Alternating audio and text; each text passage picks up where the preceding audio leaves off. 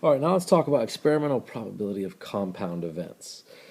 So this problem here, Auden rolled two number cubes and recorded the results, and here they are right here, underneath here. These are the results. So he rolls the number cube, rolls it twice, or rolls two, and this is what he gets. So roll one, he rolls a 2 and a 1, roll 2 rolls a 4 and a 5, roll 3 rolls a 3 and a 2, and so on and so forth. So the question is, what is the experimental probability that the sum of the next two numbers rolled is greater than 5? So important things we know. We want the sum to be greater than 5. So sum obviously is the answer to an addition problem. It needs to be greater than 5.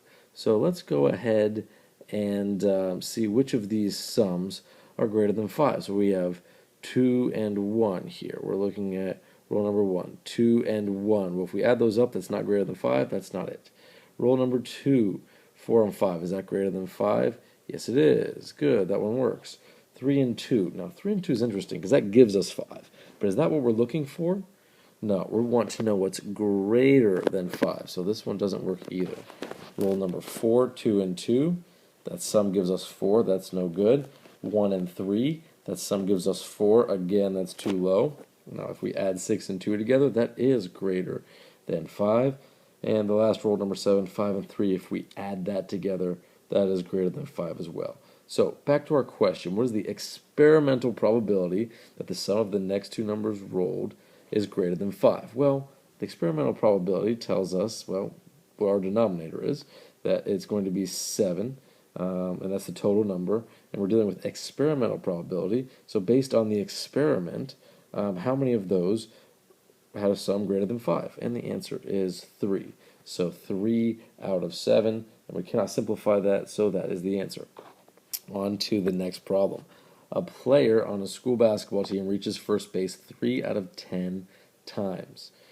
He is at bat. Out of 80 times at bat, about how many times would you predict he will reach first base? So this really isn't too difficult either. So 3 out of 10 is where we're going to start.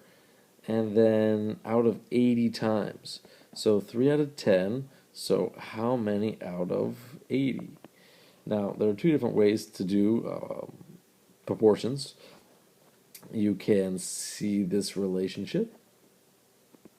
So how do we get from 10 to 80? We're going to multiply by 8. So if we do it to the bottom, we have to do it to the top as well. If we do it to the denominator, we have to do it to the numerator. So 8 times 10 is 80. On the top, we have 3 times 8, which gives us 24.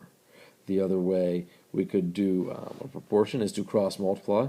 So 80, so let me write it over here, 3 over 10 is how much over 80?